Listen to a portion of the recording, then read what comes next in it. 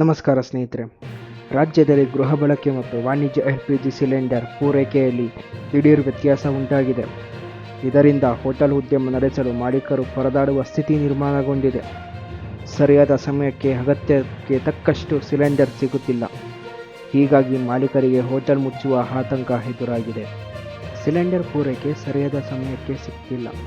ಇದರಿಂದ ಕೆಲ ದೊಡ್ಡ ಹೋಟೆಲ್ಗಳು ಮಾತ್ರವಲ್ಲ, ಬೀದಿ ಬದಿ ವ್ಯಾಪಾರಿಗಳು ಕೂಡ ಸಂಕಷ್ಟಕ್ಕೆ ಸಿಲುಕಿದ್ದಾರೆ. ಸರಿಯಾದ ಸಮಯಕ್ಕೆ ಅಗತ್ಯಕ್ಕೆ ತಕ್ಕಷ್ಟು ಸಿಲಿಂಡರ್ ದೊರೆಯುತ್ತಿಲ್ಲ. ಹೀಗಾಗಿ ಮಾಲೀಕರಿಗೆ ಹೋಟೆಲ್ ಮುಚ್ಚುವ ಆತಂಕ ಎದುರಾಗಿದೆ.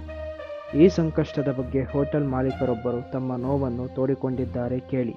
ಐಟಮ್ಗಳು ಕಮ್ಮಿ ಮಾಡಿದ್ದೀವಿ ಈಗ. ಅಟ್ ದ ಮೂಮೆಂಟ್ ಪೂರಿ ಇಂಥದ್ದೆಲ್ಲ ಕಂಟಿನ್ಯೂಸ್ ಗ್ಯಾಸ್ ಕನ್ಸಂಪ್ಷನ್ ಬೇಕಾಗಿರೋದನ್ನೆಲ್ಲ ಕಮ್ಮಿ ಮಾಡಿದ್ದೀವಿ. ಈ ಥರ ಮಾಡ್ತಾಯಿದ್ದೀವಿ. ನೆಕ್ಸ್ಟು ಲೈಟ್ ಸ್ನ್ಯಾಕ್ಸ್ಗಳು ಕಡಿಮೆ ಮಾಡಿದ್ದೀರಾ? ಇವಾಗ ಪೂರಿ ಇಲ್ಲ ಇವತ್ತಿಂದ. ರೈಸ್ ಐಟಮ್ 4 ವೆರೈಟಿ ಮಾಡ್ತಾಯಿದ್ದೀವಿ, ಅದರಲ್ಲಿ 1 ವೆರೈಟಿ ಮಾಡ್ತಾಯಿದ್ದೀವಿ. ಆಮೇಲೆ ನೆಕ್ಸ್ಟು ಪಕೋಡ ಅದೆಲ್ಲ ಕ್ಯಾನ್ಸಲ್ ಮಾಡಿದ್ದೀವಿ.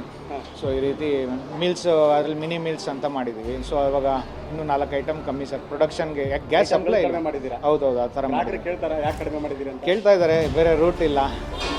ಗ್ಯಾಸ್ ಈಗ ಇರೋದನ್ನು ಇನ್ನು 1 ದಿವಸಕ್ಕೆ ಪಾಸ್ ಮಾಡ್ಬೋದೇನೋ ಮ್ಯಾಕ್ಸಿಮಮ್, ಅಷ್ಟೇ.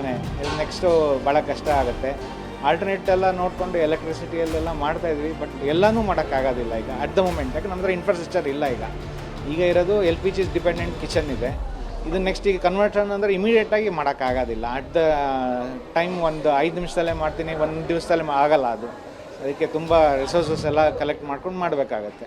ಅಷ್ಟಲ್ಲದೆ ರಸ್ತೆ ಬದಿಗಳಲ್ಲಿ ತಳ್ಳುಗಾಡಿ ಮತ್ತು ಆಟೋಗಳಲ್ಲಿ ಆಹಾರ ಸಿದ್ಧಪಡಿಸುತ್ತಿದ್ದವರು ಸಿಲಿಂಡರ್ ಸಿಗದೆ ತೀವ್ರವಾಗಿ ಪರದಾಡುತ್ತಿದ್ದಾರೆ. ಅಗಾಧ ದರದಲ್ಲಿ ಇಂತಹ ಆಹಾರ ಕೇಂದ್ರಗಳನ್ನೇ ನೆಚ್ಚಿಕೊಂಡಿರುವ ದುಡಿಯುವ ವರ್ಗವು ಈಗ ಸರಿಯಾಗಿ ಊಟ ಸಿಗದೆ ಹರೆ ಹೊಟ್ಟೆಯಲ್ಲಿ ದಿನ ಕಳೆಯುವಂತಾಗಿದೆ. ಇದೇ ಸ್ಥಿತಿ ಮುಂದುವರೆದರೆ ಜನಜೀವನ ಇನ್ನಷ್ಟು ಸಂಕಷ್ಟಕ್ಕೆ ಸಿಲುಕಬಹುದು.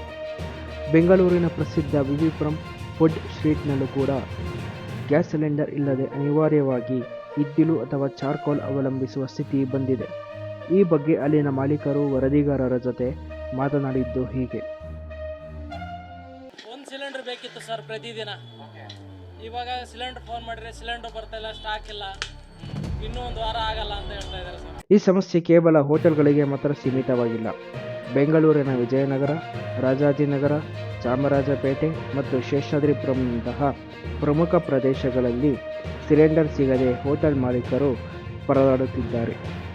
ದಶಕಗಳಿಂದ ಹೋಟೆಲ್ ನಡೆಸುತ್ತಿರುವವರು ಕೂಡ ಇಂತಹ ಪರಿಸ್ಥಿತಿಯನ್ನು ನೋಡಿರಲಿಲ್ಲ ಎಂದು ಬೇಸರ ವ್ಯಕ್ತಪಡಿಸಿದ್ದಾರೆ.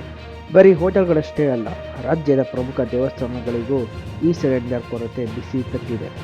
ಬೆಂಗಳೂರಿನ ಬನಶಂಕರಿ ದೇವಸ್ಥಾನ, ದೊಡ್ಡಬಳ್ಳಾಪುರದ ಘಾಟಿ ಸುಬ್ರಹ್ಮಣ್ಯ, ದಕ್ಷಿಣ ಕನ್ನಡದ ಕುಕ್ಕೆ ಸುಬ್ರಹ್ಮಣ್ಯ ಮತ್ತು ಮಲೆಮಹದೇಶ್ವರ ಬೆಟ್ಟದಂತಹ ಪುಣ್ಯಕ್ಷೇತ್ರಗಳಲ್ಲಿ ಭಕ್ತಾದಿಗಳಿಗೆ ದಾಸೋಹದ ಅಡುಗೆ ಮಾಡಲು ಮತ್ತು ಲಾಡು ಪ್ರಸಾದ ಸಿದ್ಧಪಡಿಸಲು ಗ್ಯಾಸ್ ಇಲ್ಲದೆ ಆಡಳಿತ ಮಂಡಳಿಗಳು ಹರಸಾಹಸ ಪಡುತ್ತಿವೆ. ಒಟ್ಟಾರೆಯಾಗಿ ಹೇಳುವುದೇನೆಂದರೆ, ಈ ಗ್ಯಾಸ್ ಕೊರತೆ ಕೇವಲ ಹೋಟೆಲ್ಗಳ ಮೇಲೆ ಮಾತ್ರವಲ್ಲದೆ ದೇವಸ್ಥಾನಗಳ ದಾಸೋಹ ಮತ್ತು ಪ್ರಸಾದ ವಿತರಣೆಯ ಮೇಲೆಯೂ ಕೆಟ್ಟ ಪರಿಣಾಮ ಬೀರುತ್ತಿದೆ. ನಿಮ್ಮ ಏರಿಯಾದಲ್ಲಿ ಸಿಲಿಂಡರ್ ಪೂರೈಕೆ ಹೇಗಿದೆ? ಹೋಟೆಲ್ ಮತ್ತು ದೇವಸ್ಥಾನಗಳ ಈ ಸಂಕಷ್ಟದ ಬಗ್ಗೆ ನಿಮ್ಮ ಅಭಿಪ್ರಾಯವೇನು? ಕಮೆಂಟ್ ಮಾಡಿ ತಿಳಿಸಿ. ಈ ಪ್ರಮುಖ ಮಾಹಿತಿಯನ್ನು ಎಲ್ಲರಿಗೂ ಶೇರ್ ಮಾಡಿ ಮತ್ತು ಇಂತಹ ಲೇಟೆಸ್ಟ್ ಅಪ್ಡೇಟ್ಸ್ಗಾಗಿ ನಮ್ಮ ಚಾನಲ್ನ ಸಬ್ಸ್ಕ್ರೈಬ್ ಮಾಡಿ. ಧನ್ಯವಾದಗಳು.